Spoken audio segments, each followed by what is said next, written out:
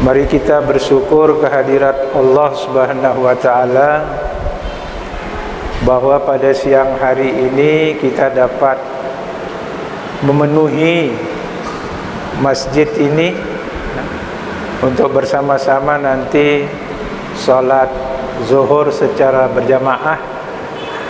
Allah masih memberikan rahmatnya kepada kita semua, kebahagiaan dunia, juga kesempatan kita untuk bisa hadir di tempat ini. Salawat dan salam mari juga kita selalu mendoakan kiranya tercurahkan kepada Nabi besar Muhammad sallallahu alaihi wasallam, kepada para keluarganya, kepada para sahabat, terus kepada sampai umatnya hari ini. Mudah-mudahan kita kelak mendapatkan syafaat di yaumil akhir. Amin ya rabbal alamin. Bapak-bapak, ibu dan saudara-saudara, jamaah zuhur, salat zuhur, jamaah Masjid Al-Khuri yang dirahmati Allah. Sungguh saya hari ini sangat berbahagia karena cukup lama kita menunggu masjid ini hadir di tengah kita, dan mulai hari kemarin alhamdulillah telah menjadi milik bersama dan kita dapat sholat berjamaah di tempat ini walaupun masih dalam suasana pandemi COVID-19. Kita akan usahakan tetap seperti ini sebagaimana yang disampaikan oleh Pak Rektor kemarin. Di mana-mana insya Allah Muhammadiyah masih tetap konsisten, komitmen terhadap protokol kesehatan untuk pandemi COVID-19. Bapak Ibu yang saya hormati, waktu kita tidak panjang, sehingga kalau kita kultum 7 menit itu rasa-rasanya memang terlalu pendek ya. Baru kita mulai dengan pengantar saja hampir habis sudah waktunya. Sehingga nanti kalau saya tidak bisa selesaikan dalam 10 menit, anggap saja nanti berseri. Sebab saya akan lebih banyak bicara kemuhammadiyahan. Mudah-mudahan nanti yang lain-lain itu keislamannya. Pada hari ini saya ingin kita mengingat-ingat kembali perjuangan dari Kiai Haji Ahmad Dahlan, pendiri Muhammadiyah ini. Saya kira untuk mencapai tingkat berpikir seperti Kiai Haji Ahmad Dahlan pada tahun-tahun awal pembangunan pendiriannya, yang kalau tidak salah saya pada tanggal 8 November 1912, waktu itu saya kira tidak banyak orang yang sanggup berpikir seperti Kiai Haji Ahmad Dahlan. Tidak banyak, 1-2 lah pejuang-pejuang saat itu. Yang luar biasa dari Kiai Haji Ahmad Dahlan ini, mungkin juga dulu beliau dulu tidak sangka kalau Muhammadiyah itu akan bisa sampai hari ini, dan dia tidak pernah mengecil. Jadi membengkak, membesar terus. Membesar terus. Tak pernah kita dengarkan Muhammadiyah ini mengecil. Sampai umurnya sekarang di atas 100 tahun, mungkin tepatnya sekitar 107 tahun itu, terus berkembang. Sampai ada orang mengatakan, kalau tidak salah saya, Pak Wakil Presiden Yusuf Kalla, Muhammadiyah ini katanya ibarat holding company, seperti perusahaan sangat besar gitu, yang mirip seperti negara dalam negara, saking besarnya. Tidak ada di dunia ini katanya, di dunia ini bukan sekedar di Indonesia, persyarikatan atau kelompok organisasi yang memiliki kebesaran seperti Muhammadiyah ini.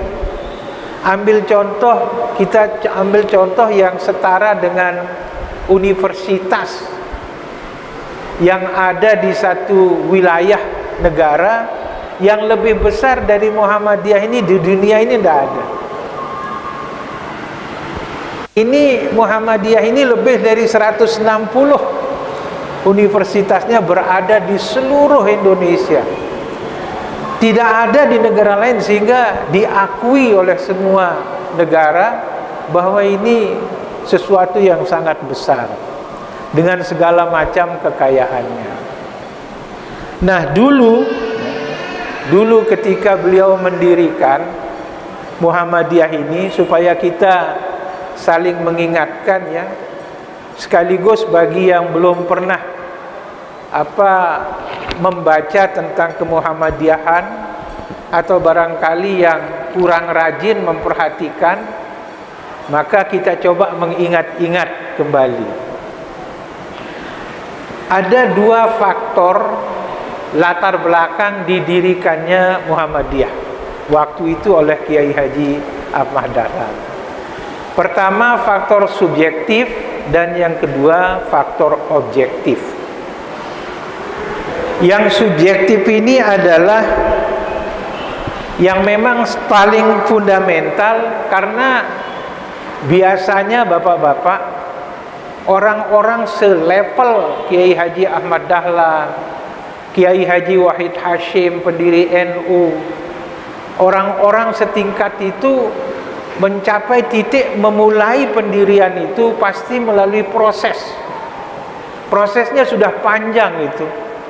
Dan pastilah dia belajar Al-Quran, As-Sunnah, kemudian tarikh atau sejarah-sejarah yang luar biasa itu kemudian mengendap pada dirinya. Kemudian dia mencoba ingin mendapatkan sesuatu tujuan tertentu sebagaimana yang dipikirkan dan diinginkan oleh Kiai Haji Ahmad Dahlan. Ya. Nah, faktor subjektif yang pertama itu beliau ingin melaksanakan apa yang tertera di dalam Al-Quran surat An-Nisa 82 dan surat Muhammad 24, termasuk beliau mencermati betul surat Al-Imran ayat 104 ya. Nah, tentu saya tidak akan mengurai dari sisi ayat itu lebih jauh dari mana tafsirnya. Nanti itu ahlinya Pak Najam, nanti itu bagiannya Pak Arifin Anugrah dan seterusnya. Tetapi ada sesuatu di dalam dua ayat pertama itu, yang ayat An-Nisa 82 dan Muhammad 24, yang bunyi bagian depan ayat itu, afala tatabaddarunal Qur'an, yang maknanya kurang lebih ya, maka tidaklah mereka menghayati atau mendalami Al-Quran, tanda tanya. Mungkin yang dilihat waktu itu oleh Kiai Haji Ahmad Dahlan adalah masyarakat di Indonesia ini yang dalam praktek agamanya itu lebih banyak yang, mohon maaf ya nanti dicari maknanya lebih dalam, yang tadabbur, yang tadarus. Jadi pinter ngaji, pinter membaca Al-Quran, bahkan menghafalnya luar biasa. Tapi kalau ditanya maknanya, seringkali tidak dimengerti dengan baik. Dan itu sampai hari ini tidak sedikit penghafal Quran, sekaligus yang senang sekali ngaji, baca Quran, dan besar-besar suaranya, baik-baikan suaranya.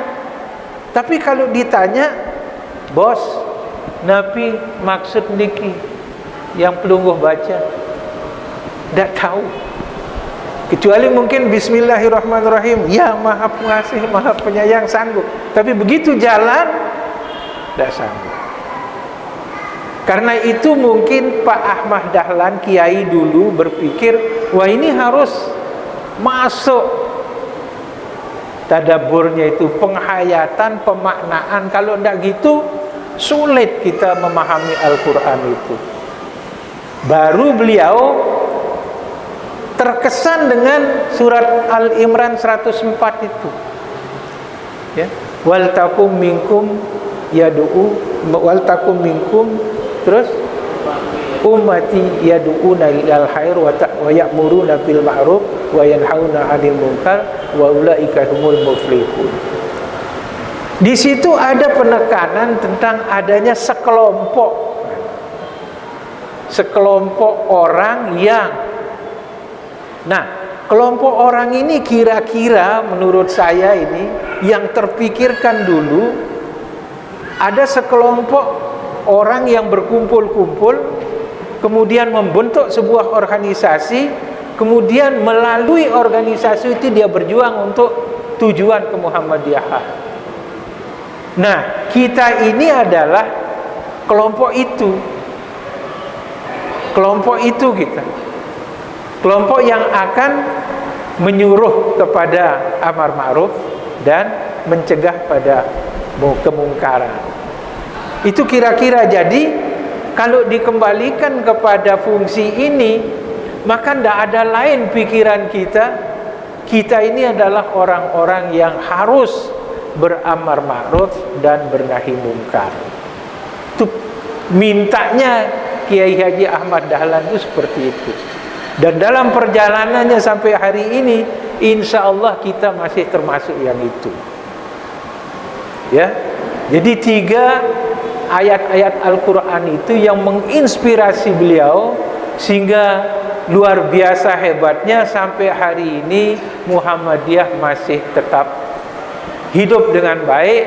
Dan insya Allah saya melihat meskipun COVID-19 sudah menyerang kita, alhamdulillah Muhammadiyah khususnya umat masih bisa membangun masjid ini. Dan insya Allah masih bisa, saya lupa namanya, Pak Saril, Pak siapa Pak Denny, masih bisa Pak Denny, Pak Dedi menerima upahnya sama dengan sebelum Covid. Luar biasa. Yang lain-lain sudah mulai jadi tukang jahit, potong memotong. Alhamdulillah kan. Kemudian ada faktor objektif. Nah, ini yang hari-hari ini masih berlangsung. Makanya, waduh, kalau gitu ini itu yang saya bilang, jam kita sudah menunjukkan 12:21. Artinya kita harus istirahat sampai sini. Karena ini berseri, nanti di lain kesempatan kita sambung lagi. Mudah-mudahan ada manfaatnya. Sekali lagi, Muhammadiyah ini masih tetap hidup sampai hari ini dan masih terus berkembang, tidak ada perubahan yang berarti, bahkan saling bersinergi untuk mencapai apa yang diinginkan oleh Kiai Haji Ahmad Dahlan dahulu. Billahi taufiq wal hidayah. Assalamualaikum warahmatullahi wabarakatuh.